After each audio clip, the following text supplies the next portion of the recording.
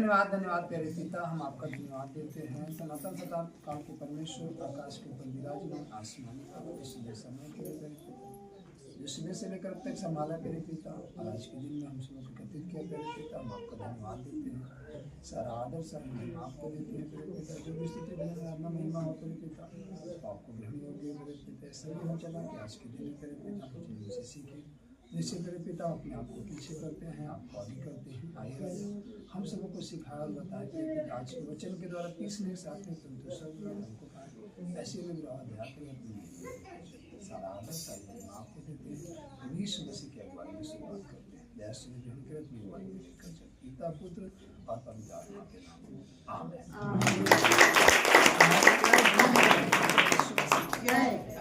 Hallelujah hallelujah. हम सीखेंगे लूका रचित सुसमाचार उसका 12 अध्याय और 22 पद से। हालेलुया। यहाँ पर लिखा, फिर उसने अपने चेलों से कहा, इसलिए मैं तुमसे कहता हूँ, अपने प्राण की चिंता ना करो कि तुम क्या, कि हम क्या खाएंगे, ना अपने शरीर की क्या पहनेंगे, क्योंकि भोजन से प्राण और वस्त्र से शरीर बढ़कर है। हालेलुया। भारी मात्रा में हर एक व्यक्ति हालेलुया, चाहे जो भी हो हालेलुया, इसका जीवन इस संपूर्ण धरती पर हुआ है। हालेलुया। वो जब तक जानता नहीं तब तक तो कोई उसको चिंता नहीं, कोई अपनी बुद्धि नहीं लगाता, वो जहाँ जैसे पड़ा रहता है वैसे पड़ा रहता है। हालेलुया। लेकिन जब उसके पास जरा सा भी ज्ञान आना चाहिए, उसके अंदर समझ है ये हालेलुया, उस दिन से वो चिंता करने लगता है। हालेलुया। जब वो छोटा सा था, आपने उसे खाने को दिया, आधा खाया आधा खराब करके फेंक दिया। हालेलुया। लेकिन जब उसके पास थोड़ा सा ज्ञान आया तो वो उसको रखा और दूसरे को देखा कि अगर हम खा लेंगे भी जल्दी से तो हमारा चुक जाएगा, फिर उसका बच्चा रहेगा, तो फिर हमें लालच आएगी, तमाम तरह की बातें उसकी जहन में गूंजने लगती है। हालेलुया। कुछ तो इतने होशियार होते हैं कि वो अपना छुपा कर रखे रहते हैं, जब अगले का चुक जाता है तो वो खाना चालू करते हैं। हालेलुया। हालेलुया। जब वो बड़ा होता है हालेलुया तो और चिंता करने लगता है। ऐसे करते करते उसका जीवन आगे की ओर ग्रोथ करता है। हालेलुया। और अपने जीवन में तमाम प्रकार की चिंताओं से जूझता हुआ, संघर्ष करता हुआ, हालेलुया हालेलुया, एक दिन इन्हीं चिंताओं में कैद हो जाता है। फिर रात दिन उसे चिंता सताए रहती है, ये कार्य कैसा होगा, ये कैसा होगा, ये वाला कैसा होगा, वो वाला कैसा होगा। Hallelujah hallelujah. और वो उसी चिंता में हालेलुया अपने जीवन को व्यतीत करते करते, जरूरतों को पूरी करते करते, संघर्ष करते करते एक दिन पृथ्वी पर सो करके चला जाता है। हालेलुया। नष्ट हो जाता है जीवन। हालेलुया। लेकिन चिंताएं उसके जीवन से जाती नहीं, लास्ट क्षण तक। वो जब मरने पर होता है तो पर भी घर वालों से कहता है, सब कुछ तो ठीक है लेकिन एक बात की चिंता है, जाने के बाद इनका क्या होगा। हालेलुया। उस समय में भी वो कहाँ है? चिंता में। कहाँ है? चिंता में है। लास्ट क्षण, अभी उसको अपनी चिंता नहीं है, वो जाने वाला है पृथ्वी पर से, लेकिन फिर भी उसे चिंता है कि इनका क्या होगा। हालेलुया। वो लास्ट क्षण चिंता में। हालेलुया। बोले यीशु मसीह। इसीलिए यहाँ पर लिखा, यीशु मसीह ने अपने चेलों से कहा, इसलिए मैं तुमसे कहता हूँ अपने प्राण की चिंता ना करो कि हम क्या खाएंगे, ना अपने शरीर की कि क्या पहनेंगे, क्योंकि भोजन से प्राण और वस्त्र से शरीर बढ़कर है। हालेलुया।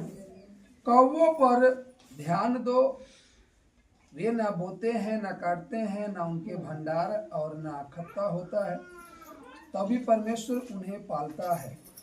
तुम्हारा मूल्य पक्षियों से कहीं अधिक है। Hallelujah hallelujah. जो हमारा आपका मूल्य है वो पक्षियों से कहीं अधिक बढ़कर है। हालेलुया। क्यों? क्योंकि बाइबल कहती है कि जब परमेश्वर ने हालेलुया हालेलुया सृष्टि की रचना की, हालेलुया, तो पृथ्वी बेडोल सुनसान पड़ी थी, जल जल के ऊपर गहरा अंधियारा, अंधियारे के ऊपर परमेश्वर का आत्मा मंडरा। उसने कहा उजाला हो जा, उजाला हो गया। हालेलुया। इस तरीके से एक एक चीज करके हालेलुया। बाइबल कहती है उसने सारी चीजों को बनाया। हालेलुया। बाइबल कहती है दिन पर प्रभुता करने के लिए उसने सूरज को बनाया और रात पर प्रभुता करने के लिए उसने चांद को बनाया। हालेलुया। हालेलुया। भांति भांति के पेड़ बनाए। हालेलुया। उगाए नदियां। हालेलुया। जीव जंतु सब कुछ की रचना की। हालेलुया। सब कुछ को बनाने के बाद उसने 6वें दिन मनुष्य को बनाया, आदम को। हालेलुया। जब हमें और आपको बनाया, हालेलुया, तो बाइबल कहती है कि जब उसने मनुष्य की रचना की, हालेलुया, सबको तो यूं ही बोलकर बना दिया। हालेलुया। कहाँ बनता चला गया, वो कहता गया, सब कुछ बनता गया। हालेलुया। जिस तरीके से आज बोला जाता है आपके जीवन में छुटकारा हो जाए और आप उस बात को रिसीव करते हो, आपके जीवन में छुटकारा हो जाता है। बोला जाता छुटकारा हो जाता है। हालेलुया। तो आपको इंजेक्शन लगाया जाता है, टेबलेट दी जाती है, कुछ दिया जाता है नहीं, कुछ नहीं। हालेलुया। बस बोला जाता है छुट्टियों की। बोलने वाला कौन है? उसका आत्मा है, उसका बल है बोलने वाला। तो उसने जैसे बोला था शुरू से, उसने कहा उजाला हो जा तो हो गया। हालेलुया। पृथ्वी का भाग अलग, पानी का भाग अलग हो जाए तो अलग हो गया। उसने कहा दिन और रात में अंतर हो जाए तो अंतर हो गया। हालेलुया।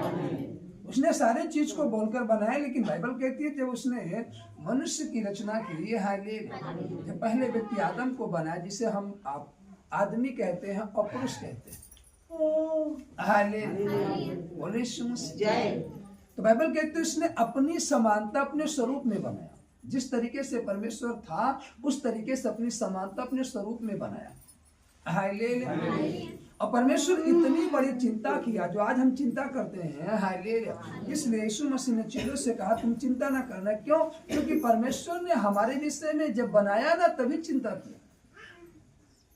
हालेलुया। हालेलुया। हमारे विषय में सारी चीज को पूरी करके तब हमें बनाया। हालेलुया। बाइबल कहती उसने झरने बनाए। हालेलुया।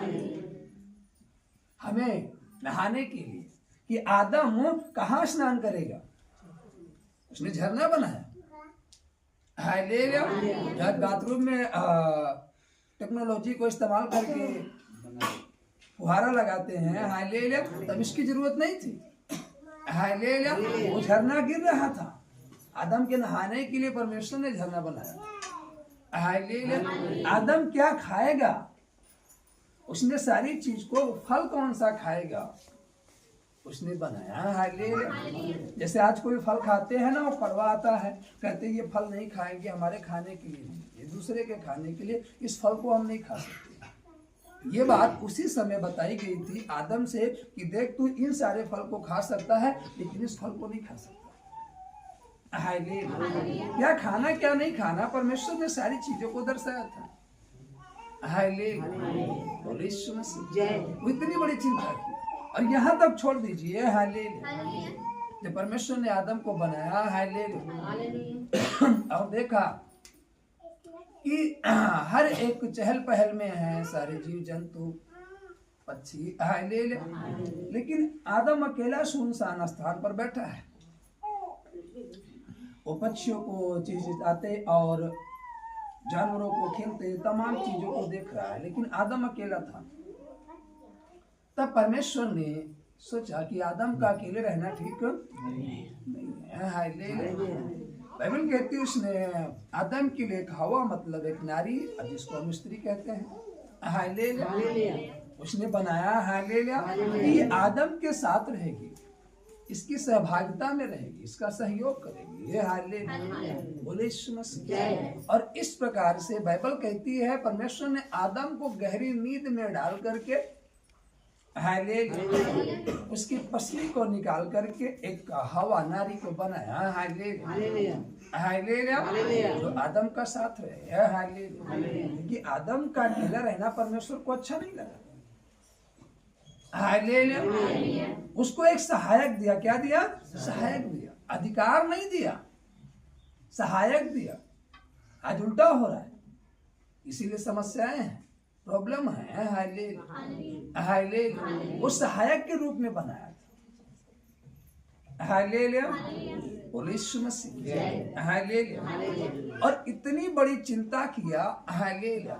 और कहा देखो तुम पूरे इस अदन की वाटिका पर राज्य कर सकते हो, कब्जा है तुम्हारा, तुम जो चाहे खा सकते हो, और जिन जानवरों का जो नाम लेकर के तुम बुला सकते हो, और तुम पूरी इस अदन की वाटिका में घूम सकते हो, टहल सकते हो। लेकिन एक बात का ध्यान रहे, सारे वृक्ष के फल तो तुम खा सकते हो, लेकिन ये वाला जो वृक्ष का फल है जो उस साइड में लगा हुआ है, उसके फल को तुम नहीं खा सकते। हालेलुया। बोले यीशु मसीह। जब परमेश्वर ने आदम को बताया कि तुम इसका फल नहीं खा सकते, हालेलुया, तो बाइबल कहती है कि हालेलुया, वहां पर एक व्यक्ति भरमाने वाला आया, अर्थात हालेलुया धूर्त सर्प जिसको कहते हैं, जो आज रेंगते हुए चलता है, पहले रेंगता नहीं था, पहले इसके पांव थे। हालेलुया। बोले यीशु मसीह।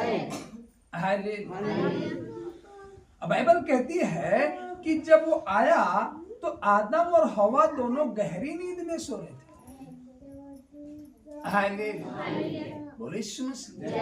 लेकिन बाइबल कहती है कि जब आदम और हवा सो रहे थे तो वो जब आया तो हवा को चुपके से जगाया, और हवा उठी, उसको थोड़ा सा आदम से दूर ले गया और कहा देख वो जो फल उधर है ना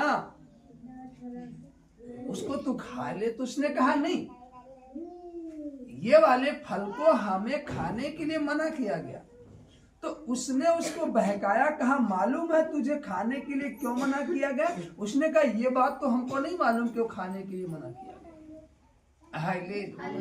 उसने कहा अगर तू इस फल को खा लेगी तो तू परमेश्वर के तुल्य बुद्धिमान हो जाए, इसलिए उसने मना किया है कि इस फल को ना खाए और तुम बुद्धिमान न बन पाओ, तुम उसके अधीन रहो। बोले यीशु मसीह। आपको एक बात मालूम होवे, जब तक बालक छोटा है और उसको कोई बुद्धि नहीं, उसको किसी बात की चिंता नहीं, किसी बात का फिक्र नहीं, कोई गम नहीं, कुछ भी नहीं है। लेकिन जैसे उसके पास सेंस है, बुद्धि है, उसके जीवन में तमाम प्रकार की व्याधाएं, तमाम प्रकार की चिंताएं आना चाहिए। इसीलिए परमेश्वर ने कहा था अगर तुम इस फल को खाओगे तुम निश्चय नष्ट हो जाओगे। क्या हो जाओगे? इसलिए परमेश्वर ने उसे मना किया था। लेकिन जब वो बहका कर ले गया तो हवा ने आदम से ना बताकर को उठ करके उसके साथ चली गई। जब वहां गई देखने में फल मन भाव अधिक चहन योग्य, खाने की योग्य था, और उसने खाया। और जैसे वो फल को तोड़ करके काटती है, वैसे ही आदम की वाटिका में तहलका मच गया। आदम की आंख खुल गई और वो भाग कर देखा हवा नहीं है, वो दौड़ कर गया, देखा कि वो वही फल खाया शायद। और जब गई वो वहां पर उस फल को खाई, और इधर आदम की आंख खुल गई, और आदम जब उधर पहुंच गया तो हाथ उसके फल था। तो आदम डांटना ना चाहा, वरन उस फल को हवा ने कहा हमने खाया, ले तू भी। और उस फल को उसने खा लिया। और जब खा लिया तो बाइबल कहती है इसके पहले वो महिमा की देह में थे, उनको कोई चिंता नहीं थी।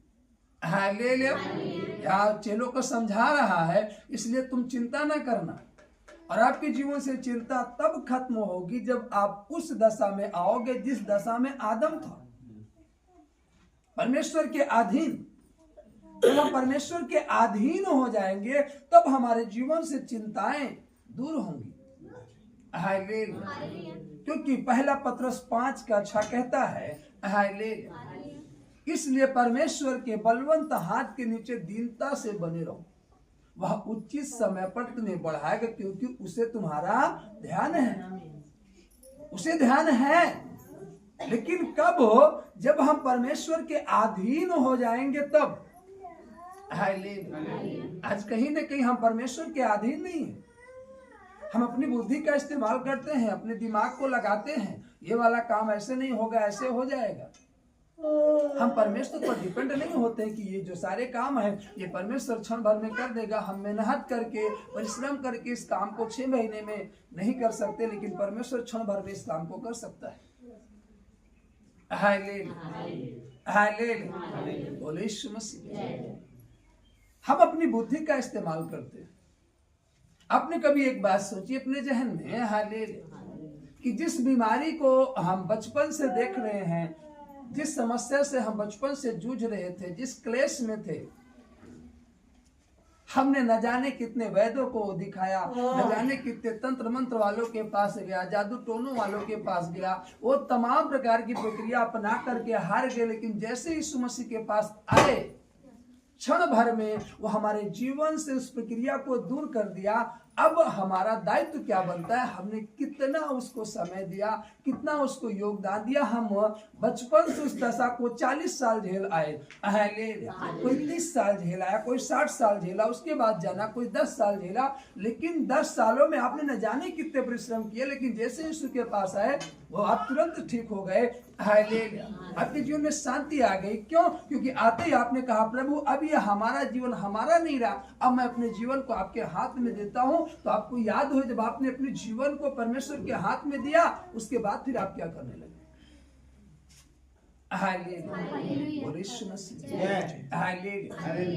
आदम परमेश्वर के अधीन था, उसे कोई चिंता नहीं थी। लेकिन जैसे ही वो फल खाया, हवा ने खाई और फिर आदम ने खाया, तो आदम और जब हवा दोनों फल खाए, दोनों आमने सामने खड़े थे। इसके पहले उन्हें कुछ मालूम नहीं था।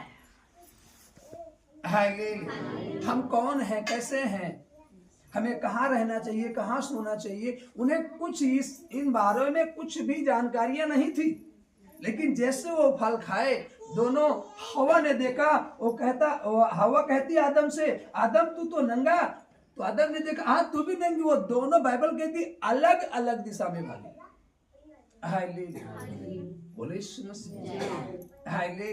जो प्रेम था वो देखा ना गया शैतान से, उसने अलगाव को डाल दिया। जो प्रेम था वो देखा ना गया। आज समझना है, आपके जीवन में प्रेम है, आपके घर में प्रेम है, शैतान से प्रेम देखा नहीं जाता। किसके परिवार में कैसे टकराव आए, कैसे शांति कैसे है, ये शांति भंग होनी चाहिए।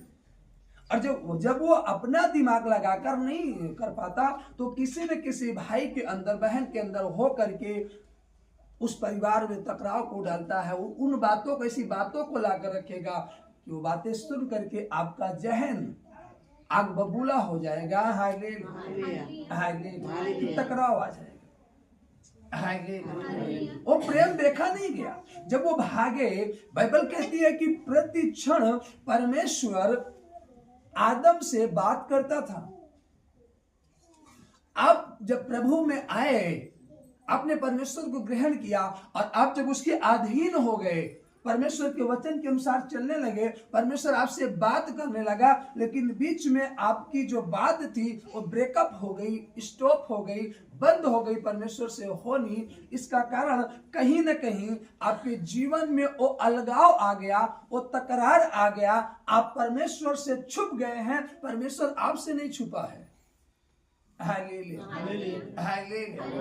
कहीं न कहीं हम उस फल को खाकर, जिस फल को खाने के लिए परमेश्वर ने मना किया था, हम उस चीज को चख करके हम जा करके उस झाड़ी में छुप गए।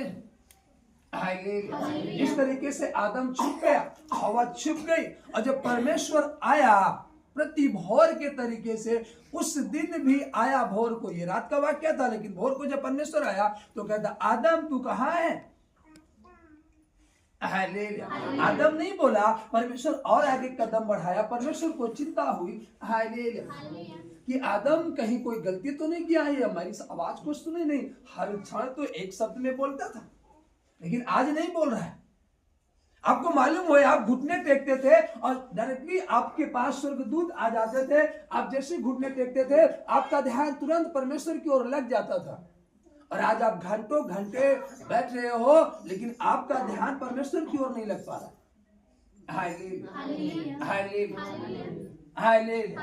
आप रात भर जाकर प्रार्थना कर रहे हो, लेकिन एक भी शब्द परमेश्वर की ओर से आपके कान में सुनाई नहीं दे रहा। आपका मन इधर लग रहा है, आपका मन उधर बहक रहा है। कहीं न कहीं ये कारण जो है, आप कह रहे हो कि इस समय परमेश्वर हमसे बात नहीं कर रहा है। नहीं प्रियो, आप बहुत बलि रहा है, लेकिन कहीं न कहीं हम उस पाप के द्वारा, उस गुनाह के द्वारा, उस परमेश्वर की आज्ञा के विरोध में चलने के द्वारा हम छिप गए हैं और परमेश्वर का शब्द हमें सुनाई नहीं दे रहा है। वो पुकार रहा है, लेकिन कहीं न कहीं उसका शब्द आपको सुनाई नहीं दे रहा है। बोलो प्रभु यीशु मसीह की जय। रात को हम लोग प्रार्थना कर रहे थे, कल प्रार्थना थी रात को वॉलंटियर्स की।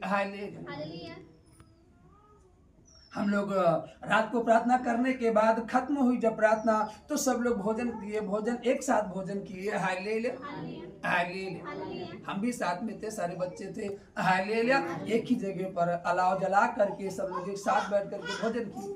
भोजन करने के बाद हम अपने प्रेयर रूम में, बच्चे अपने जहाँ सोते हैं वहां पहुंचे, सब लोग सो गए।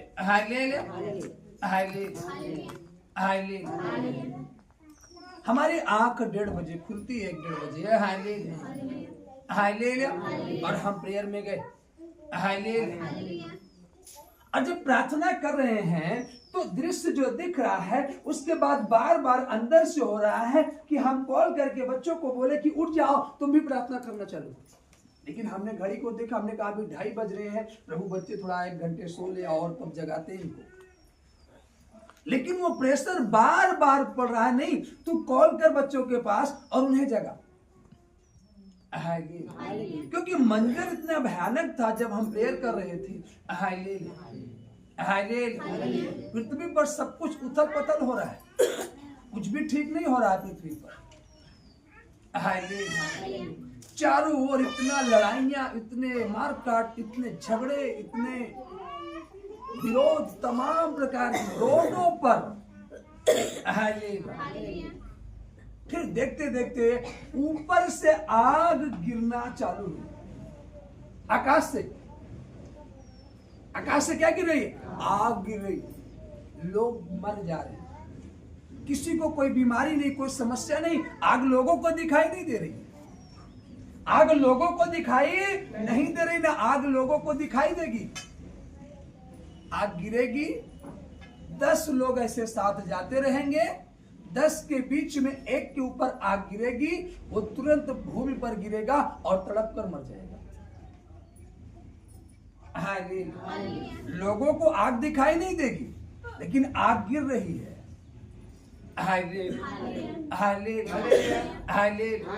मैं देख रहा था आग गिर रही है, मैं दौड़ करके उस आग को रोकने का प्रयास किया। मैंने कहा प्रभु इन्हें क्षमा कर दे। लेकिन फिर भी आग गिर रही है। तब तक एक भाई था जो चक्की को चला रहा था खेत के पास, इंजन जो बोलते हैं, वो चला रहा था खेत के पास, और उसका एक छोटा सा बेटा लगभग 5-6 साल का, इतना बड़ा, उसके बगल में खड़ा था। और जैसे ही आग उस बच्चे के ऊपर गिर रही है, मैं दौड़ करके उस बच्चे को अपनी ओर खींचा। बच्चा बच गया, आग वहां गिर गई। उसके बाद वो भाई तुरंत कहा मेरे बच्चे को तुमने क्यों खींचा? मैंने कहा आप नहीं समझ पाए, मैंने बच्चे को नहीं खींचा, मैंने इसको मौत से बचाया। उसने कहा ऐसा क्या आपको दिखा? मैंने कहा आग गिर रही, आपको दिखाई नहीं दे रही, और यहां से जल्दी हटो। तब तक उसकी जो पत्नी थी वो आई दौड़ करके, क्योंकि घर नजदीक था उसका, दौड़ करके आई और वो भी कुछ देखी, हल्ला सुनी, वो दौड़ करके आई। और जब उसके पति ने कहा कि अभी बेटा मर जाता तो हंसने लगी, इसको मर जाने देता। जब उसने ऐसे वर्ड को बोला कि इसको मर जाने देता, तो मैंने कहा ये माँ कैसे है कि अपने बेटे को मरने के लिए छोड़ रही है। फिर इस वर्ड को बोल करके वो अपने फेस को इधर घुमाती है, और मैं जब उसको देख रहा हूँ, देखते देखते उसका चेहरा बदलता गया। फिर बड़े बड़े दांत, उसकी बड़ी बड़ी आंखें, ये शैतान का रूप है।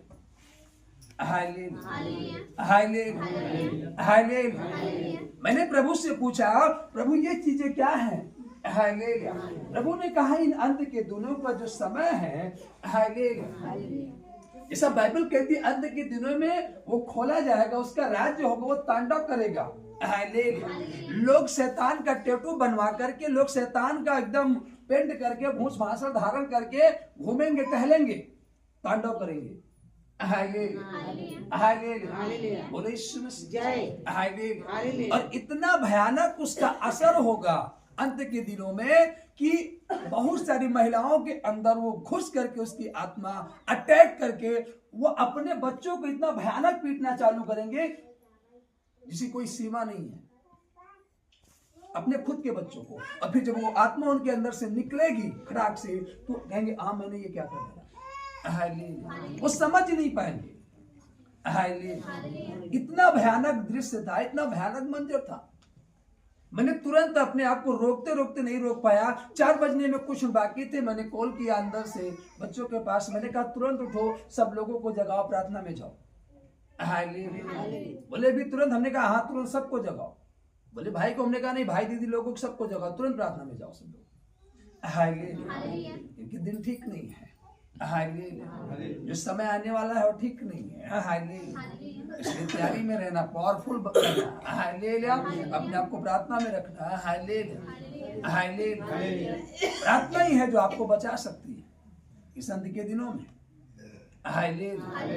क्योंकि डॉक्टर समझ नहीं पाएंगे आपको कौन सी बीमारी हुई है। आप इलाज कराते कराते थक जाएंगे, लेकिन कोई फायदा नहीं मिलेगा। नई नई बीमारियों के नाम बताएंगे, लेकिन रिस्पॉन्स कुछ नहीं मिलेगा कोरोना के तरीके से। ऑक्सीजन भी जहर बन जाएगा आने वाले दिनों में। आप इस चर्चा को सुनोगे कि जैसे उसको ऑक्सीजन दिया गया वो मर गया, जब जांच हुई पता चला कि ऑक्सीजन जहर बन गया। आप इस बात को सुनोगे आने वाले समय में। जो ऑक्सीजन लगाया जाएगा लोगों को बचाने के लिए, वो जिस डब्बे में जो ऑक्सीजन होता है, वो डब्बा ऑक्सीजन का जहर का रूप धारण कर लेगा आने वाले समय में, और डॉक्टर को पता नहीं चलेगा कि ये ऑक्सीजन जहर का रूप कैसे धारण कर लेगा। इतना खतरनाक हो जाएगा।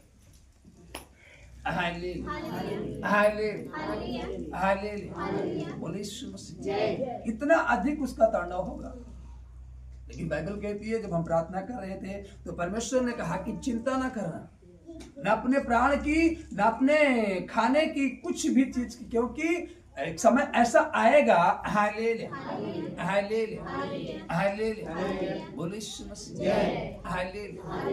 कि जो आपको मिल रहा है वो सब तो बंद होंगे ही होंगे, वरन आपके पास जो रहेगा आप उसे डब्बे में बड़ा सुरक्षित रहोगे।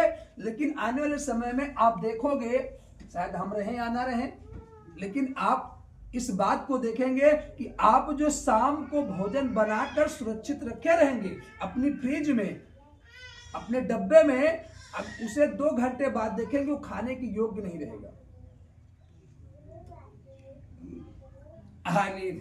आप उसे बड़ी सेफ्टी से रखेंगे, लेकिन 2 घंटे बाद जब आपको भूख लगेगी, आप अपने हाथ का बनाया हुआ भोजन देखोगे, वो खाने की योग्य नहीं, कहोगे ये कैसे हो गया, और आप गुस्सा होगा कि फ्रिज हमारा खराब हो गया। लेकिन फ्रिज खराब नहीं है, फ्रिज ठीक है। बोले यीशु मसीह। ऐसे ऐसे दृश्य, ऐसे ऐसे मंजर पृथ्वी पर घटनाएं घटने वाली है, जिससे साइंस, डॉक्टर्स उस चीज को सर्च करते करते बहुत सारे डॉक्टरों की वहां पर हम देख रहे थे पूरी आयु गुजर जाएगी, लेकिन उस चीज को सर्च नहीं कर पाएंगे ये कैसे हुआ। Hallelujah, hallelujah. बहुत दूर है परमेश्वर का जो क्रोध है, उससे साइंस बहुत दूर, मीलों मीलों दूर है। Hallelujah, hallelujah. आप अगर बचाए जा सकते हो तो प्रार्थना के द्वारा, अंत के दिनों में किसके द्वारा? प्रार्थना के द्वारा। हालेलुया, बोले यीशु मसीह, हालेलुया। इसलिए चेलों को समझा रहा है कि तुम चिंता ना करना। हालेलुया, तुम्हारा मूल्य पक्षियों से कहीं अधिक है। तुम में से ऐसा कौन है जो चिंता करने से अपनी आयु में एक घड़ी भी बढ़ा सकता है? तुम में से ऐसा कौन है? हालेलुया। तो फिर चिंता करने से क्या फायदा? हालेलुया, बोले यीशु मसीह, हालेलुया, हालेलुया। हमने कहा प्रभु ये सारी चीजों पर कब्जा कैसे पाया जा सकता है? हालेलुया। प्रार्थना ही एक ऐसी कुंजी है, हालेलुया, जो हम जय की ओर जा सकते हैं। हालेलुया। और आज अपने आप को देख लो, पृथ्वी पर संपूर्ण कलीसिया को देख लो, जितने विश्वासी से आप मिलो उनसे पूछ लो, प्रार्थना प्लस होने के बजाय सबकी प्रार्थनाएं माइनस में जा रही है। ये कड़वा सच है। प्रार्थनाएं प्लस में जाने के बजाय लोगों की प्रार्थनाएं कहाँ जा रही हैं? माइनस में। क्यों? क्योंकि उसे मालूम है कि जब ये प्रार्थना में रहेगा तो मैं इसका कुछ नहीं कर पाऊंगा। इसलिए आपको वो प्रार्थना ना करने की, आपके अंदर हठ, मन, तमाम प्रकार की लालसाओं को डाल करके आपको प्रार्थना से दूर करने का प्रयास करेगा इस आने वाले समय में। आपकी बॉडी के अंदर आप खड़े रहोगे, आपकी बॉडी के अंदर ऐसा थकान महसूस होगा कि आप देखने में हष्ट पुष्ट दिखोगे, लेकिन अचानक आपकी बॉडी से, आपके शरीर से बल खत्म हो जाएगा। आने वाला जो समय है 25 जून के बाद,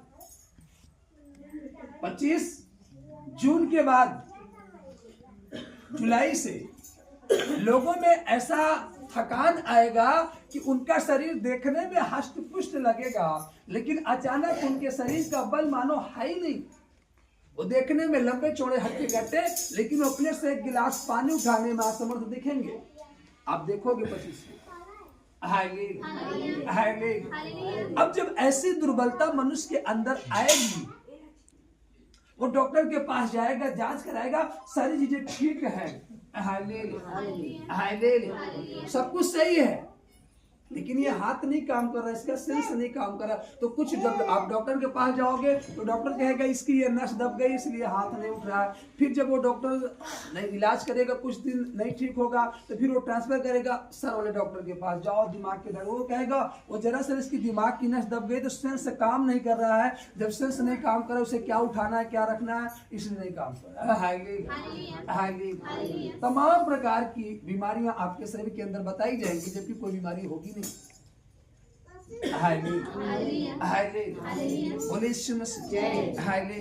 यदि बीमारी थी, समस्या थी, और डॉक्टर ने इलाज किया, तो समस्या से हम ठीक क्यों नहीं हुए? और फिर प्रार्थना के द्वारा हम चंगे क्यों हो गए? इसका मतलब वो बीमारियां थी ही नहीं।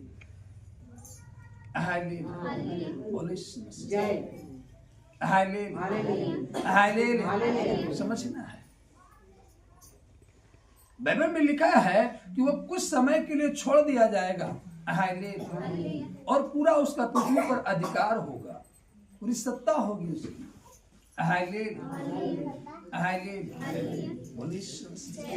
लेकिन बाइबल कहते हैं कि उसने इसके साथ साथ ये भी वचन दिया हमें, लिखा है कि मैं शत्रु से तुझे अधिक बुद्धिमान बनाऊंगा, वो अपनी योजना लगाकर तुम्हारे पास आएगा, तुम्हें गिराने के लिए, तुम्हें हराने के लिए, लेकिन बाइबल कहती है कि वो उससे तुम्हें और अधिक बुद्धिमान बनाकर खड़ा करेगा।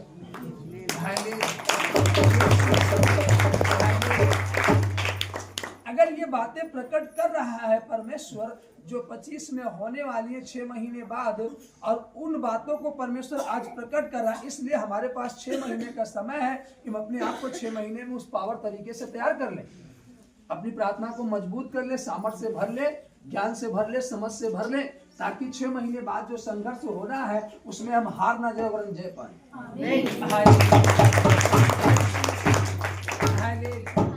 इसलिए वो पहले से योजनाओं को जो होने वाली है उनको प्रकट कर रहा है। जैसे जब मिस्र पर विपत्तियां आई उसके पहले परमेश्वर ने मूसा से शेयर किया कि देख हमारे इजरायली लोग भी उसी में हैं। अगर मैं मूसा को नहीं बताऊंगा तो ये सारे मारे जाएंगे। परमेश्वर का मकसद था जो फिरौन का हृदय कठोर हो गया था, फिरौन को बताना समझाना कि कोई है जो तुझसे भी बड़ा है, जो तुझसे भी ज्ञानवान है। क्योंकि फिरौन अपने आप को बड़ा ज्ञानवान समझता था, बड़ा शूरवीर समझता था, सोचता था कि मेरे पास जितना धन है, बल है, ताकत है, ऐसा किसी के पास है ही नहीं। आज यही कारण है कि परमेश्वर आज पृथ्वी पर लोगों को बताना चाहता है कि जो तुम्हारे पास बुद्धि आई है तुमसे भी बड़ा बुद्धिमान कोई है। जो तुम्हारे पास बल है इससे भी बड़ा कोई बलवंत है। जो तुम अपने बल पर घमंड कर रहे हो, जो तुम अपने धन पर घमंड कर रहे हो, एक ऐसा धनी है जिसके पास कोई कमी नहीं है। तुम्हारा धन तो खत्म हो जाएगा लेकिन उसका धन अनंत काल के लिए कभी ना खत्म होगा। इसको हम महिमा का धन कहते हैं। और जहां लिखा कि उस धन के साथ दुख नहीं देता, जो धन परमेश्वर की ओर से मिलता है उसमें दुख नहीं। बोले यीशु मसीह। जो बातें आज परमेश्वर प्रकट किया रात्रि में, ठीक इसी तरीके से जो समस्याएं आने वाली हैं पृथ्वी पर 6 महीने बाद, ठीक इसी तरीके से जब कोरोना काल का समय आया, उसके पहले परमेश्वर ने हमसे शेयर किया कि इस तरीके से होने वाला है। पृथ्वी पर सारे कलीसियाएं और तमाम संपूर्ण चीजें बंद हो जाएंगी। हमने उन चीजों को दर्शाया और लोगों से बताया, तो लोगों ने कहा नहीं ऐसा कभी नहीं हो सकता, ऐसा दिन कभी नहीं आ सकता कि सब कुछ बंद हो जाए। और एक दिन ऐसा आ गया कि सब कुछ बंद हो गया। तब लोगों ने कहा हाँ तू सही कह रहा था। हमने कहा मैं नहीं कहा, वो परमेश्वर कह रहा था। आपको ध्यान देने की जरूरत है। आपका बल आपको नहीं बचा पाएगा, आपका धन आपको नहीं बचा पाएगा, आपकी ताकत आपको नहीं बचा पाएगी। आने वाले समयों में यदि आप बचाए जाओगे तो प्रार्थना के द्वारा। इसलिए परमेश्वर आपको संदेश देना चाहते हैं, कहना चाहते हैं कि अपनी संगति को, अपनी प्रार्थना को मजबूत कर लो। जो तुम्हारे पास समय है उसे परमेश्वर के अधीन और परमेश्वर की आज्ञा के अनुसार चलना चालू कर दो। बोले यीशु मसीह। क्योंकि तुम चिंता करके अपनी आय को एक घड़ी भी घटा बढ़ा नहीं सकते, तो चिंता करने से कोई फायदा नहीं। बोले यीशु मसीह। अभी देखिए सरकार पूरी योजनाओं को लगा रही है चारों तरफ, लेकिन ऐसा कोई स्थान है जहाँ शांति हो? जब आपस में संत महात्मा भिड़ जा रहे हैं, लड़ मर रहे हैं, वो लोगों को, भक्तों को कौन सी शांति देंगे? प्रजा को कौन सी शांति देंगे जो आपस में लड़ मर रहे हैं?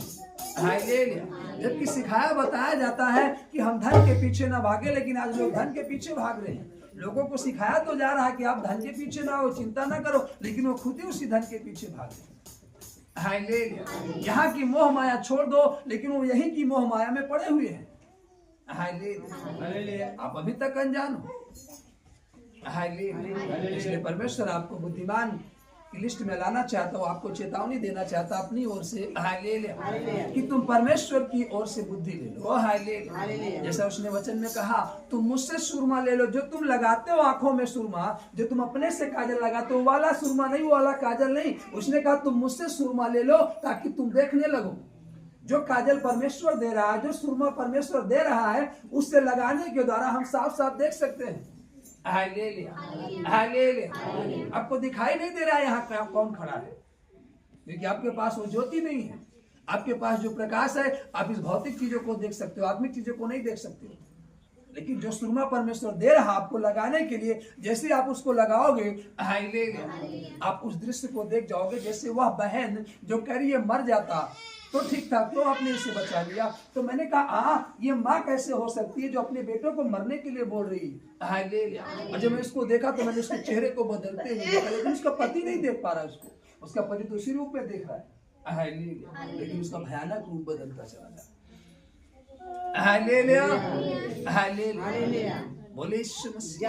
हालेलुया। ऐसे एक बार रात में मेरे पास आवाज आई, हालेलुया, मुझे ठंड लग रही है, मुझे कंबल दे दीजिए, मुझे कर दीजिए, मुझे वो कर दीजिए। मैंने कहा ये कौन है? हालेलुया। बोले यीशु मसीह। हालेलुया। मैंने तौली पर नहीं किया। हालेलुया। मैंने प्रार्थना की, मैंने कहा प्रभु ये कौन है? Hallelujah, hallelujah. जब मैं प्रार्थना करना चालू किया तो धीरे धीरे दूर जाना चालू किया। हालेलुया। दूर जाते जाते उसका चेहरा, उसका रूप बदलता चला गया। Hallelujah, hallelujah, hallelujah. मुझे चेतावनी दे रहा, मुझसे लड़ पाएगा, मुझसे जीत पाएगा। हालेलुया। मैंने कहा मुझे लड़ना नहीं आता, मुझे जीतना नहीं आता, मेरा परमेश्वर जीता, मैं उसके अधीन हूँ। वो जीता तो मैं जीता हूँ। हालेलुया। क्योंकि मेरे पिता ने कहा युद्ध तुम्हारा नहीं है, युद्ध हमारा है। युद्ध तुम्हारा नहीं है, हमें युद्ध नहीं करना है। युद्ध किसका है? परमेश्वर का है। युद्ध हमारा आपका नहीं है। हमें आपको शांति भाव से, धीरज रूपी मन से, हालेलुया, उसके अधीन हो जाना है, अपने आप को उसके अधीन कर देना है। जिस तरीके से आदम जब अधीन था, वो परमेश्वर से बात करता था, तुरंत सुन लेता शब्द को, लेकिन जैसे परमेश्वर से वो दूर हुआ, जैसे उसने उस फल को खाया, वो नंगा हो गया और छुप गया। और फिर उन्होंने अपने आप को उस नंगेपन से ढाकने के लिए अपने मन से हालेलुया, हालेलुया, कुछ टहनियों को तोड़ करके, जहाँ जो वृक्ष थे वहां पर तोड़ करके अपने आप को लपेटे। जब परमेश्वर ने देखा ये नंगे हैं, तो बाइबल कहती है उसने उनको खाल पहनाया। क्या पहनाया? खाल पहनाया। हालेलुया। बोले यीशु मसीह। हालेलुया। एक जानवर का क्या पहनाया? खाल, चमड़े की खाल पहनाया। हालेलुया। कि ताकि इनका नंगापन ना दिखे, वो ढांपा उनके नंगेपन को। हालेलुया। और वहां से उसी क्षण वो उस अदन की वाटिका से दूर हो गए, उस शांति से दूर हो गए। आज यही कारण है प्रियो, हम वहां हैं, परमेश्वर से दूर हैं, हम वहां, हमारे जीवन में शांति नहीं है। लेकिन जैसे हम वहां से चल करके यहाँ पर आए, परमेश्वर के नजदीक आए, हमारे जीवन में क्या आ गई? शांति आ गई, आनंद आ गया, खुशियां आ गई। हालेलुया। हम हैं इसी पृथ्वी पर, पहले भी थे, आज भी हैं और रहेंगे भी। Hallelujah, hallelujah. लेकिन पहले वो शांति नहीं थी। इसी जगह में जहाँ बैठे हो, इसी जगह में पहले वो शांति नहीं थी, लेकिन आज वो शांति है। क्यों? उसका कारण, पहले हम परमेश्वर के पास नहीं थे, उसके अधीन नहीं थे, लेकिन आज हम उसके पास हैं और अधीन हैं। हालेलुया। उसके पास है और अधीन है। Hallelujah, hallelujah. तब हमारे जीवन में शांति है, हमें समझना होगा। हालेलुया। बोले यीशु मसीह। हालेलुया। हन्ना दुखियारी थी। हन्ना क्या थी? दुखियारी थी, वो थक गई थी। Hallelujah, hallelujah. वही परमेश्वर के पास, उसके भवन में आई। बाइबल कहती है रो करके, गिड़गिड़ा करके प्रार्थना करने लगी कि प्रभु अब सहा नहीं जाता, अब बर्दाश्त के बाहर है, मुझे इस लज्जा से बचा। हालेलुया। बाइबल कहती परमेश्वर ने उसकी प्रार्थना को सुना और उसे उस लज्जा से छुड़ाया। यदि आज हम लज्जा से छूटना चाहते हैं, उस बीमारी से छूटना चाहते हैं, उस रोग से छूटना चाहते हैं, तो हमें हन्ना की तरीके से प्रार्थना करनी है। हालेलुया। बोले यीशु मसीह। हमें परमेश्वर के अपने आप को परमेश्वर के अधीन करना होगा। जिस दिन हम अपने आप को परमेश्वर के अधीन करेंगे, प्रभु हम आ गए हैं और हम आपसे दूर नहीं जाएंगे। Hallelujah, hallelujah. जब प्रभु यीशु मसीह एक बार फिर चेलों से बात कर रहे थे, हालेलुया, हालेलुया, तो प्रभु ने कहा जैसे वो 70 भाग गए, तुम क्या 12 भागना चाहते हो? तो उसमें से एक कहता, प्रभु अनंत जीवन की बातें तो तेरे पास है, हम तुझसे भागकर कहाँ जाएंगे? हालेलुया, क्योंकि जीवन तो तुम्हारे पास है प्रभु, हम आपसे भागकर कहाँ जाए? हालेलुया, बोले यीशु मसीह। हालेलुया। इसलिए उसने एक और दृष्टांत कहा, हालेलुया, 26 में उसने कहा, इसलिए यदि तुम सबसे छोटा काम भी नहीं कर सकते तो और बातों के लिए क्यों चिंता करते हो? जब तुम एक छोटा सा काम नहीं कर सकते तो और बातों के लिए क्यों चिंता करते हो? फिर उसने कहा चेलों से, देखो शोषणों के पेड़ों पर ध्यान करो कि वे कैसे बढ़ते हैं, वे ना परिश्रम करते न काटते, तो भी मैं तुमसे कहता हूँ कि सुलेमान भी अपने सारे वैभव में उनमें से किसी एक के समान वस्त्र पहने हुए ना था। इसलिए यदि परमेश्वर मैदान की घास को जो आज है और कल भाड़ में झोंकी जाएगी ऐसा पहनाता है, तो हे अल्प विश्वासियों, वह तुम्हें क्यों ना पहनाएगा? और तुम इस बात की खोज में ना रहो कि क्या खाएंगे और क्या पिएंगे, ना संदेह करो, क्योंकि संसार की जातियां इन सब वस्तुओं की खोज में रहती है और तुम्हारा पिता जानता है कि तुम्हें इन वस्तुओं की आवश्यकता है। परंतु उसके राज्य की खोज में रहो तो ये वस्तुएं भी तुम्हें मिल जाएंगी। आमीन, आमीन, हालेलुया। आप उसकी खोज में रहो। हालेलुया, बोले यीशु मसीह। Hallelujah, hallelujah. याकूब जब घर से भागा, उसके पास कुछ नहीं था। उसके पास एक बिछाने के लिए कंबल और बिस्तर भी नहीं था, हालेलुया, वो बिछा ले, चद्दर भी नहीं था, हालेलुया, वरन सिरहाने रखने के लिए उसके पास एक गमछा भी नहीं था कि वो लेटे तो अपने सिरहाने रख ले। बाइबल कहती है जब वो घर से भागा, उसके भाई ने उसको मारना चाहा, वो घर से भागा, तो बाइबल कहती है जब वो थक गया चलते चलते मार्ग में, तो उसने पत्थर को उठा करके अपने सिर के पास रख करके उसको तकिया बनाकर, पत्थर की चटिया की तकिया बना करके सो गया। हालेलुया, उसके पास कुछ था नहीं।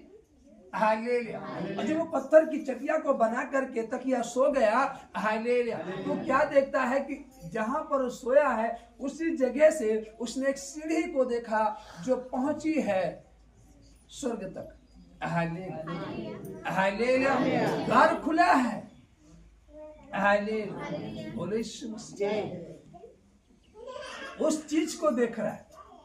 हालेलुया, और उसने देखा अपने आप को कि मैं यहां हूं, लेकिन वो उस दृश्य को देख रहा है।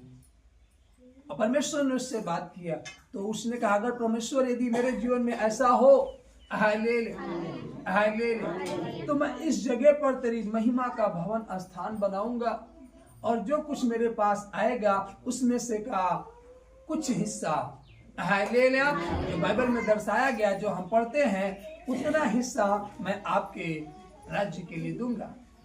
फिर क्या था, परमेश्वर ने कहा अगर ये तैयार है मेरी महिमा करने के लिए तो मैं इसको बढ़ाने के लिए तैयार हूँ।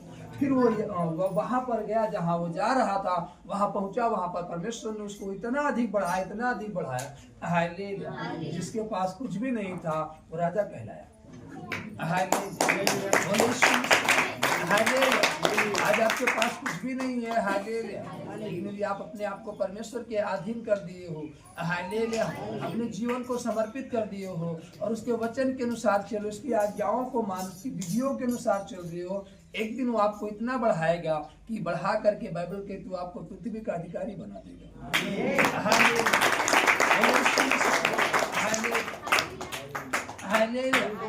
हालेलुया, उसने कहा सारी जातियां तुम्हारे पास आकर के आशीष ग्रहण करेंगे, प्राप्त करेंगे। उसने अब्राहम से कहा, हालेलुया, सारी जातियां, सारे कुल तेरे द्वारा क्या पाएंगे? आशीष पाएंगे। उसने अब्राहम से कहा था, हालेलुया। बोलिए यदि आप अपने आप को अधीन कर दिए परमेश्वर के, हालेलुया, तो संपूर्ण धरती पर लोग आपके द्वारा आशीष पा सकते हैं।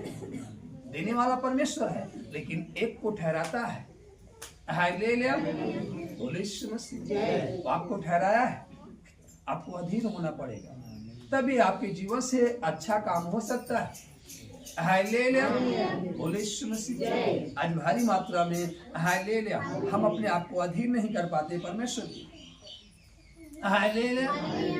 हम सारी बातों की चिंता करने लगते हैं कि अगर हम अपने जीवन को दे दिए परमेश्वर को तो फिर हम क्या खाएंगे, हमको सोना कहाँ पड़ेगा, यहाँ तो रहने का स्थान ही नहीं सोने का।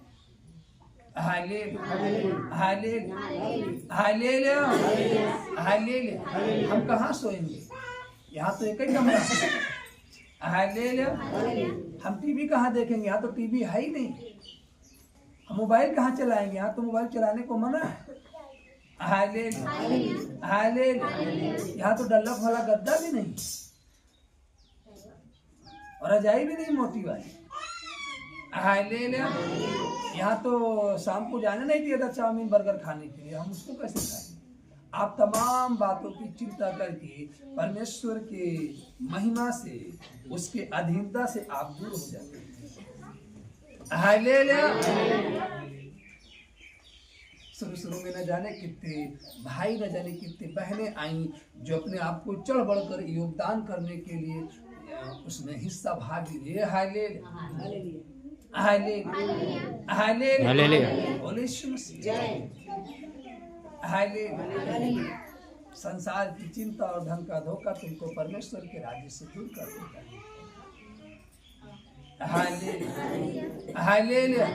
फिर हम वहां नहीं जाते। देखिए प्रियो, जब हम अपने जीवन को परमेश्वर के अधीन करते हैं तो जीवन को अधीन करने का मतलब कि अब हम परमेश्वर के अधीन हो गए हैं। अब अगर कोई व्यक्ति हमें कह रहा कि वहां चल, तो नो, हमें हमारा कोई है जिससे हमें इजाजत लेनी पड़ेगी। अभी तो हम अपने मन के थे, जहां हमारा जी चाहता था वहां हम पहुंच जाते थे, लेकिन जब हम अपने जीवन को परमेश्वर के अधीन कर दिए हैं तो हम किसी के अधीन हो गए हैं। और जब तक अब वो हमसे नहीं कहेगा हम वहां नहीं जा सकते, हम उस कार्य को नहीं कर सकते। इसको कहते हैं अधीनता।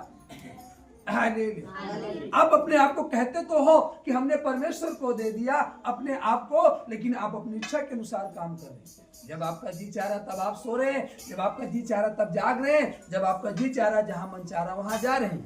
आप कहां से परमेश्वर के अधीन हैं? क्या आपने कभी परमेश्वर से पूछा कि प्रभु मेरा जाना वहां उचित है कि नहीं? मेरा ये जो योजना है, मेरा ये जो प्लान है प्रभु, क्या ये आपकी ओर से है कि मैंने अपनी बुद्धि से प्लान बना लिया है? तब आप परमेश्वर के अधीन हैं, तो आपको बताएगा हालेलुया कि आपके लिए क्या अच्छा है क्या नहीं। बोले हालेलुया। लोग क्या कहेंगे, हम टाई लगा ले, नहीं तो लोग क्या कहेंगे। हालेलुया। नो, आप उससे पूछो कि प्रभु हमारे लिए टाई लगाना ठीक है कि नहीं ठीक है, लोगों को देख कर कि नहीं। हालेलुया। बोले हालेलुया। आज भारी मात्रा में संपूर्ण धरती पर जितने याजक हैं सब अपने अपने नाम के आगे महान हस्तियों का टाइटल लगा करके अपने आप को प्रदर्शित कर रहे हैं। हालेलुया। अपोस्टल का मतलब क्या होता है उनको पता ही नहीं, अपने नाम के आगे अपोस्टल लगा रहे। हालेलुया। भविष्यवक्ता किसे कहते हैं? हालेलुया। अपना नाम भविष्यवक्ता रख रहे हैं। हालेलुया। हालेलुया। प्रेरित किसे कहते हैं? अपने नाम को प्रेरित। प्रेरित का मतलब भी समझते हो? प्रेरित किसे कहते हैं? हालेलुया। हालेलुया। प्रेरित पौलुस को देखो, लोगों के लिए, प्रजा के लिए कितना तपस्या किया, कहां कहां गया, वो कैसे सहा।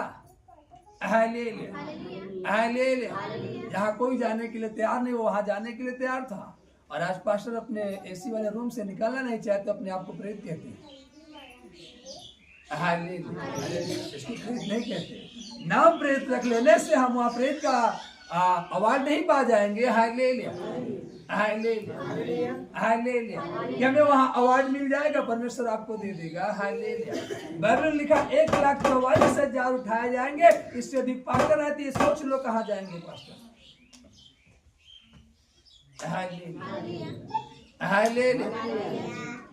अगर वो 1,44,000 को उठाएगा तो पास्टर इससे अधिक है। पास्टरों की गिनती कहाँ है, उनका ठिकाना कहाँ है?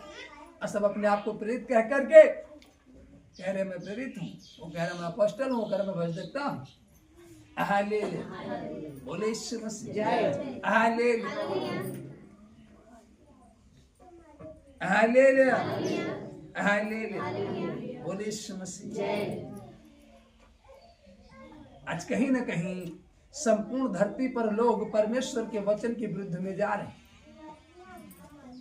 उसने कहा तुम में जो बड़ा होना चाहे वो पहले छोटे का दास बने, सेवक बने।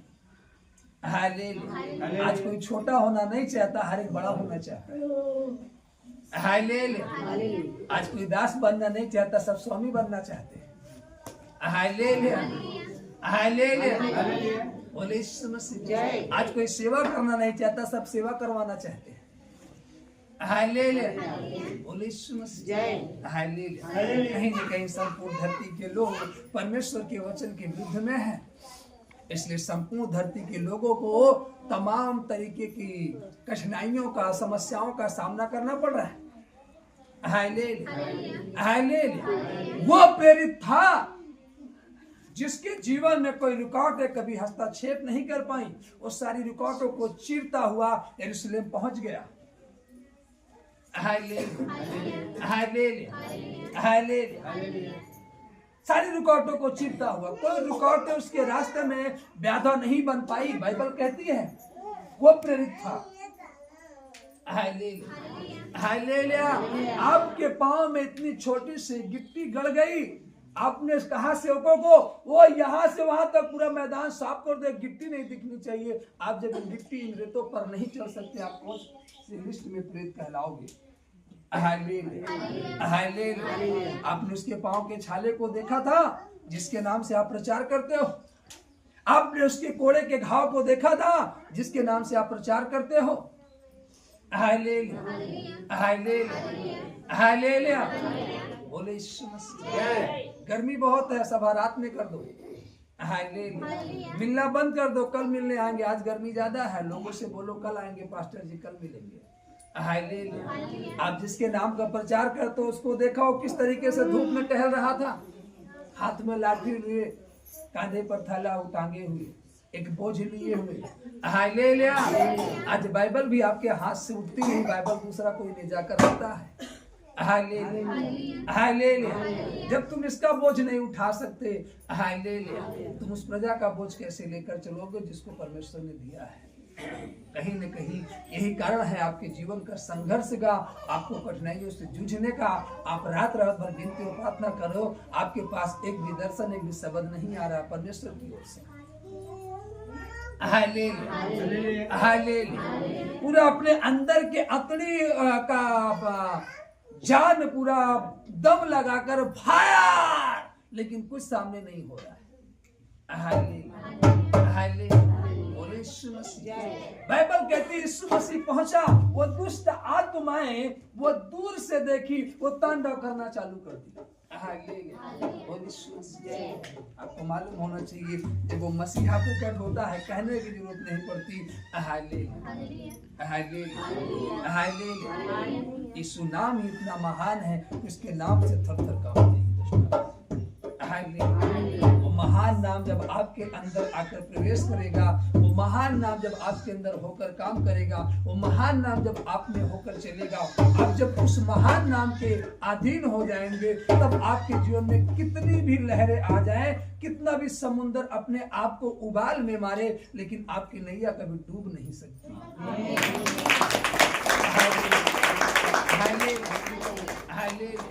चले जा रहे थे, यीशु मसीह नाव में नीचे वाली गद्दी पे सो रहा था। बाइबल कहती है, हालेलुया, देखने नहीं गए थे, बाइबल में पढ़ा था। हालेलुया, यीशु मसीह, हालेलुया, और आंधी आई, नाव हिचकोरे मारने लगी और नाव में पानी आने लगा, तूफान और तेज हो गया। वो खेते खेते थक रहे हैं, नाव संभल नहीं रही है, वो चिल्ला रहे हैं, ओ प्रभु बचाओ, हम नाश।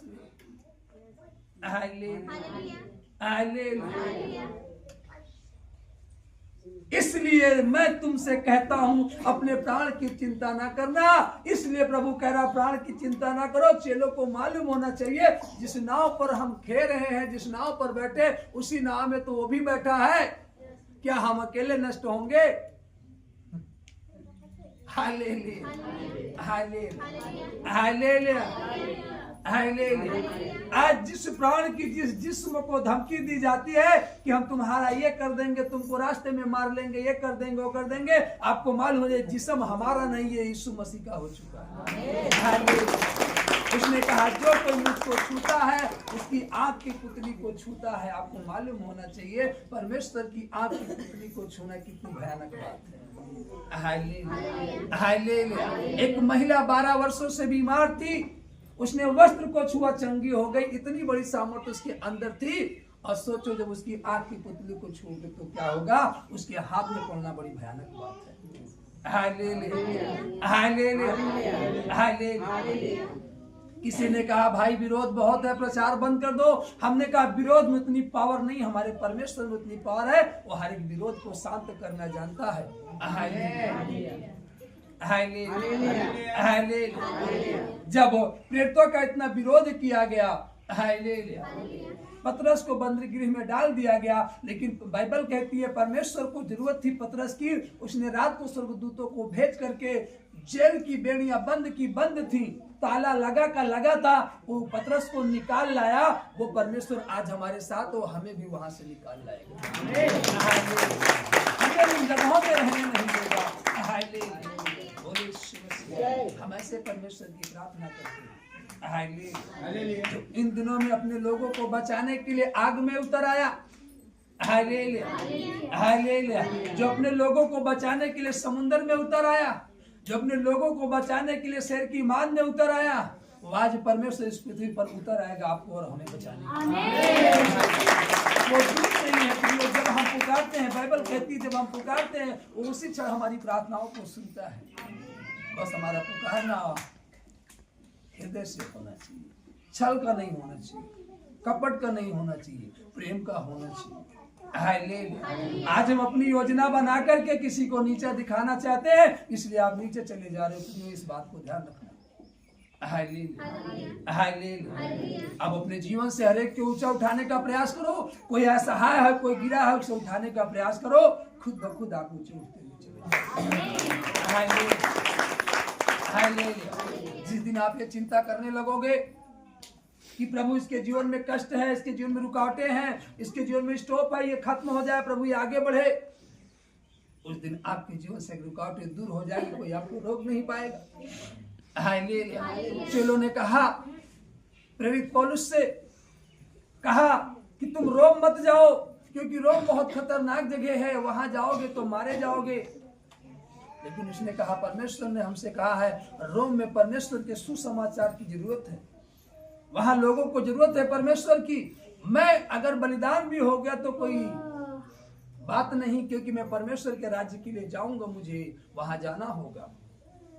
जो यीशु मसीह के साथ चेले चले थे वो रोक रहे हैं, लेकिन वो रुका नहीं, वो आगे की ओर बढ़ा। इन दिनों में हमें रुकना नहीं है, आगे बढ़ना है। कोई ऐसी दीवार नहीं जो आपको रोक सकती है। जब 7 बार चक्कर लगाने से रिहो की दीवार गिर सकती है, तो आपके उपवास के द्वारा वो बड़ी दीवार गिर सकती है। आपकी प्रार्थना के द्वारा बड़ी दीवार गिर सकती है, जो आपके जीवन में बीमारी का रूप लेकर खड़ी है, जो झगड़े का रूप लेकर खड़ी है, जो आपके जीवन में तनाव का रूप लेकर खड़ी है, जो दर्द का रूप लेकर खड़ी है। वो दीवार भी गिर सकती है प्रार्थना के द्वारा।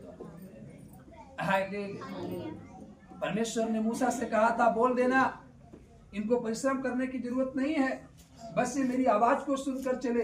हारून आया, उसने कहा देखो तुम सब मेरे पीछे चलो, मैं आगे चलता हूँ, और हम रोज इसमें चक्कर लगाएंगे, और आखिरी दिन चक्कर लगाकर एक साथ परमेश्वर का जय जयकार करेंगे, दीवार ऑटोमेटिक गिर जाएगी। परमेश्वर ने वादा किया है, जब वो लगाकर चक्कर एक साथ परमेश्वर को पुकारे, तो बाइबल कहती है जो मोटी मोटी दीवारें थी वो ऑटोमेटिक फटना और गिरना चालू हो गई।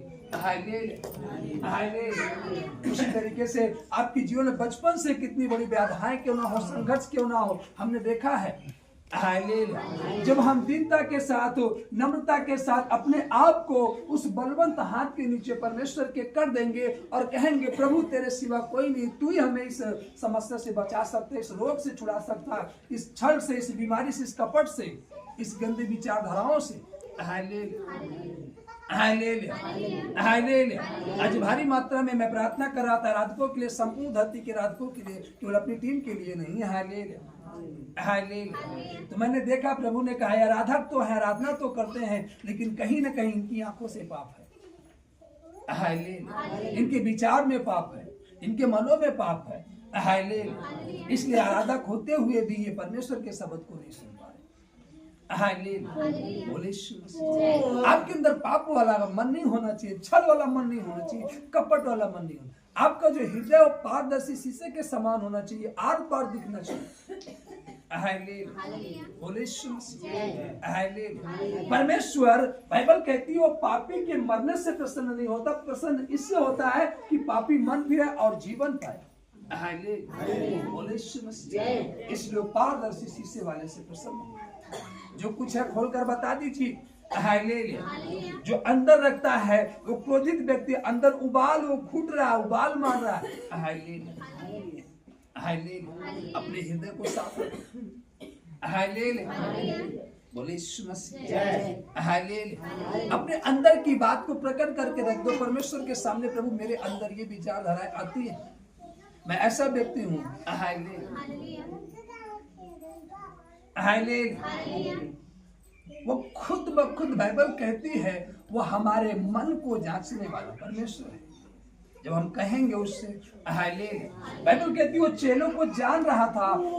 हालेलुया, हालेलुया, इनमें से एक पकड़वाएगा, लेकिन फिर भी वो उस बात को बार बार प्रदर्शित कर रहा है, बता रहा है कि अब पर भी ये सुधर जाए, सावधान हो जाए, लेकिन वो नहीं माना। हालेलुया, एक जगह में भीड़ उसके साथ थी, लोग 3 दिन से उसके साथ थे, भूखे थे, उनको भूख लगी थी, परमेश्वर को मालूम था कि मुझे क्या करना है, लेकिन फिर भी वो चेले के अंदर की मनसा को जानने के लिए कि चेले के अंदर कौन सी विचारधारा है, इसके अंदर कौन सा प्रेम है, वो उस बात को जानने के लिए चेले से कहता है बता इनके लिए रोटी कहाँ से लाई जाए। तो कहते थे 500 दिनार की मोल रोटी लाई जाएगी, फिर भी इनके लिए पूरा नहीं होगा, इसलिए इनको ही भेजो कि अपने लिए रोटी लेकर आए। तो प्रभु ने डांटा, कहा बता ये मेरे पीछे चल रहे हैं, खिलाना मेरा काम है कि अपने से जाकर के रोटी लाएंगे। अगर हम प्रभु से प्रार्थना कर रहे हैं, प्रभु के पीछे चले, शांति क्या कोई दूसरा देगा? नो, शांति वही परमेश्वर देगा, आनंद वही परमेश्वर देगा, खुशियां वही परमेश्वर देगा। आपको मालूम है दानियल परमेश्वर से प्रार्थना कर रहा था जब घोषणा हुई कि जो कोई राजा को छोड़ और किसी की चर्चा करेगा उसे शेर की मार में डाल दिया जाएगा। इस बात को दानियल सुना था, लेकिन फिर भी वो खिड़की बंद नहीं किया। उसी खिड़की के पास जहां वो प्रतिदिन प्रार्थना कर रहा था, खिड़की खोल करके वो उसी तरीके से प्रार्थना कर, वो डरा नहीं। उसे मालूम था कि मेरा परमेश्वर मुझे बचाने में समर्थी है।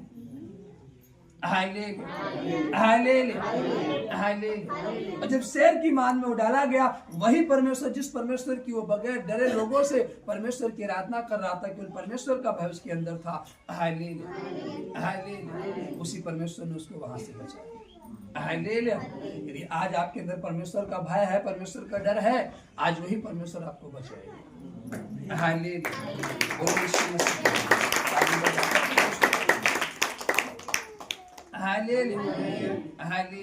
तो जब हम परमेश्वर के राज्य की खोज करेंगे तो ये वस्तुएं जिनकी हम चिंता करते हैं ये हमारे जीवन में कब आएंगी, ऐसा कब होगा, वो सारी चीजें आपके जीवन में पूरी हो जाएंगी।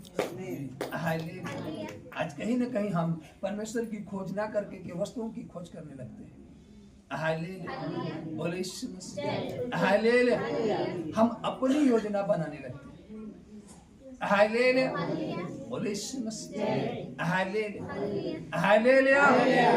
ताली बजा करके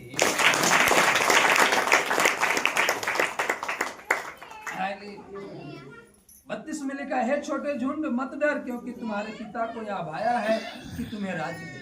हम छोटे हैं, हालेलुया। लेकिन वो कह रहा है छोटा झुंड मत डर।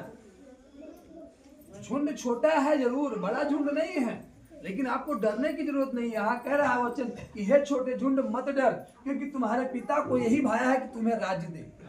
तुम्हें क्या दे? राज्य दे। तुम डरो नहीं, वो तुम्हें राज्य देना चाहता है। Hallelujah, hallelujah. आप जिस उत्तर प्रदेश के राज्य में रह रहे हो, ये राज्य आपका है, वो आपको देना चाहता है। हालेलुया, बोले यीशु मसीह। अपनी संपत्ति बेचकर दान कर दो और अपने लिए ऐसे बटुए बनाओ जो पुराने नहीं होते, अर्थात स्वर्ग पर ऐसा धन इकट्ठा करो जो घटता नहीं, जिसके निकट चोर नहीं जाता और कीड़ा नहीं बिगाड़ता, क्योंकि जहाँ तुम्हारा धन वहाँ तुम्हारा मन भी। दान कर दो। हालेलुया। पहले दानी थे, आज दानव है। पहले दानी थे, दान कर देते थे, आज दानव है, खाने वाले, लूटने वाले। हालेलुया। पहले कौन थे? दानी थे, अपनी संपत्ति दान कर देते थे। हालेलुया। आज दानव है, लूटने खाने वाले। हालेलुया, बोले ये फर्क है। Hallelujah, hallelujah. आज परमेश्वर भी देखता है तो रोता, मैंने क्या करके इनको चुना था। हालेलुया, और ये क्या करने लगे। हालेलुया, बोले इसलिए आप अपनी बुलाहट पर रहो, आप परमेश्वर के अधीन हो जाओ, अपने आप को अधीन कर दो, क्योंकि आने वाले समय में आपकी प्रार्थना ही आपको बचा पाएगी। हालेलुया। इसलिए अधिक से अधिक आप अपने आप को प्रार्थना में रखो, संगति में रखो, जो बातें आपके जीवन में प्रकट हो रही हैं आप उस अनुसार चले। Hallelujah, hallelujah.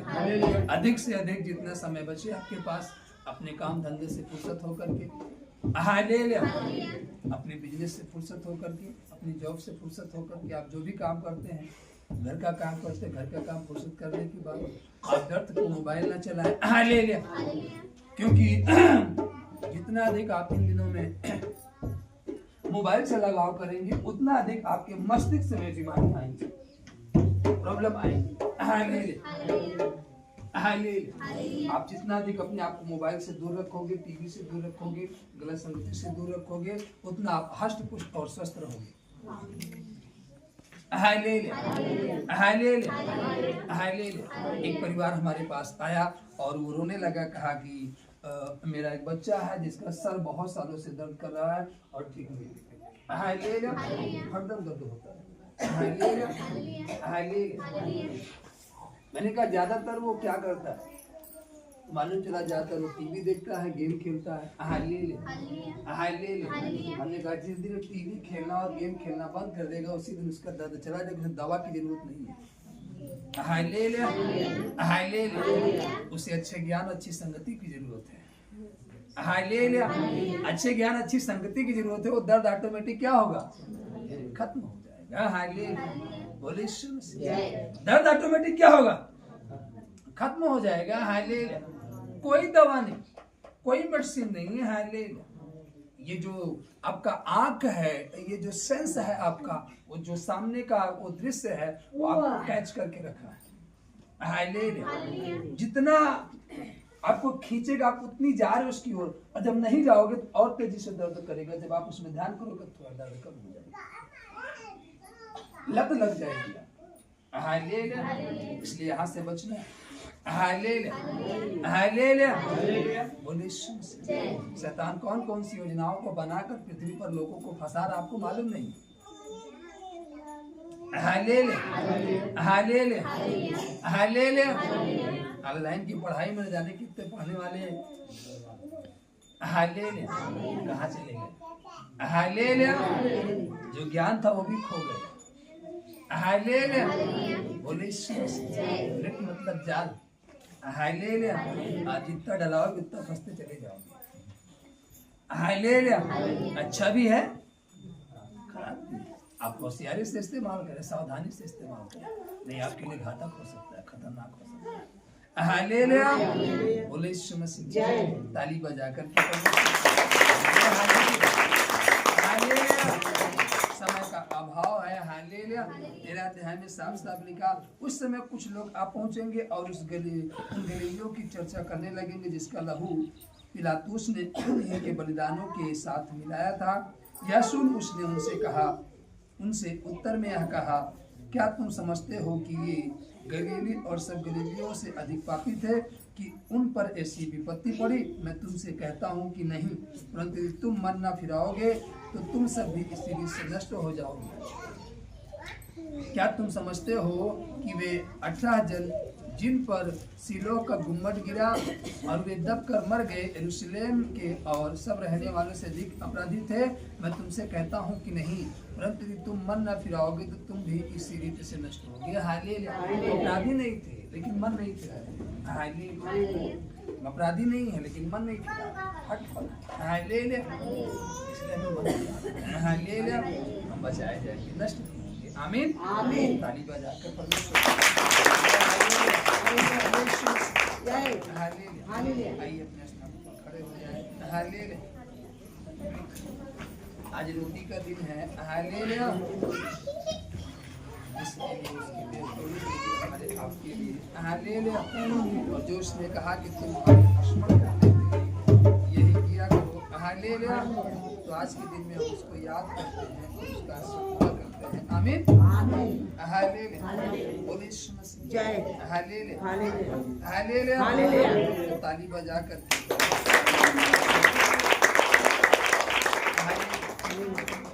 गीत गाएंगे। हालेलुया।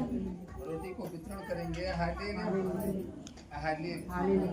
रोटी को बांट देंगे। हम गीत गाने के बाद रोटी के लिए प्रार्थना करके फिर रोटी खाएंगे। Hallelujah hallelujah. यीशु मसीह। आइए हम एक गीत गाते हैं। हालेलुया। यीशु मसीह जय। इसको हम सदियों से गाते चले आ रहे हैं। Hallelujah hallelujah. यीशु मसीह जय। Hallelujah hallelujah. तेरे मार खाने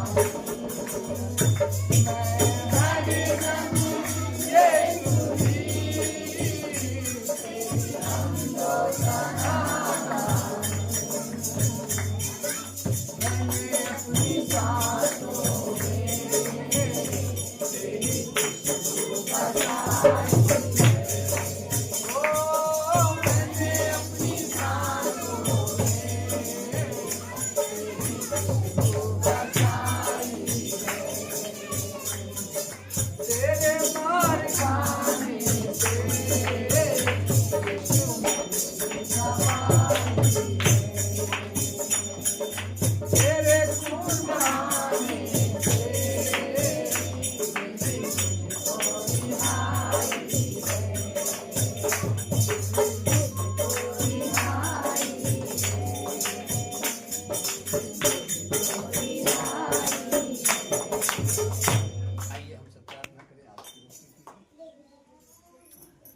प्यारे पिता, हम आपका धन्यवाद देते हैं सनातन काल के परमेश्वर, आकाश के ऊपर विराजमान आसमानी बाप, सुंदर समय के लिए जो आज के दिन में एकत्रित किया और इस योग्य ठहराया प्यारे पिता की आज की रोटी को हम ग्रहण करें। सो हम आपका धन्यवाद देते हैं, जो रोटी है, जो देह हमारे लिए तोड़ी गई, जो लहू बहाया गया, आपने कहा है मेरी देह है आपके खाने की होगी और मेरा लहू पीने की होगी, और तुम मुझे स्मरण करने के लिए निश्चय मेरे पिता आज के दिन में हम आपको याद करते हुए कि निश्चय मेरे पिता आप हमारे पापों के लिए, हमारे गुनाहों के लिए आपने घोड़े खाए।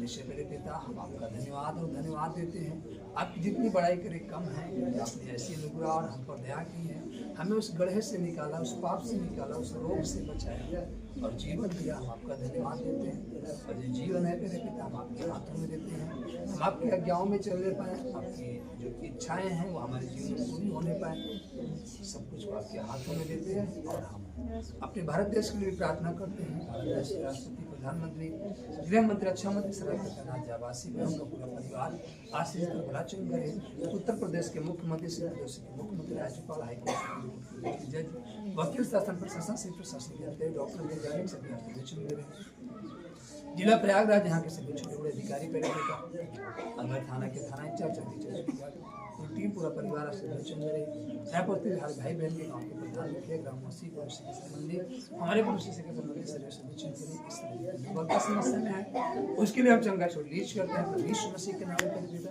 आपका अनुग्रह हमें हर एक पर बना रही, जैसे आपको मैं आप तक होती बिना किसी रुकावट के वजह देते रहे पिता। आगे के समय को प्रार्थना को अपने हाथों में देते हैं, अपने बिल्कुल कुछ ना सारा आदर सारी बात आपको देते हैं, रात में उद्धार करते हैं यीशु मसीह के नाम से। चले पिता को आमीन।